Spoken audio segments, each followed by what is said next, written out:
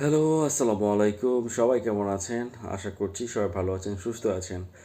আচ্ছা, আপনার এলাকায় আজকে শীত কেমন? শীত কিন্তু আবার সর্বোচ্চ রকমের ঝেঁকে বসেছে। এজন্য আমি সরাসরি আপনাদের সাথে ভিডিওতে কথা বলছি। কোথায়?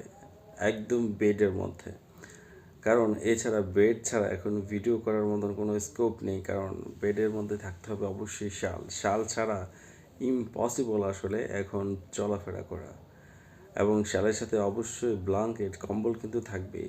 কম্বল ছাড়া কিন্তু ইম্পসিবল এখন বাইরে বের হওয়া, কারণ প্রচণ্ড শীত জেঁকে বসেছে। আপনার এলাকায় আপনার এলাকায় শীত কেমন, কত ডিগ্রি সেলসিয়াস তাপমাত্রা সর্বনিম্ন এবং সর্বোচ্চ, আমাকে কমেন্ট করে জানাবেন।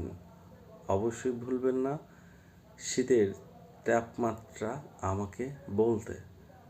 এই পর্যন্তই।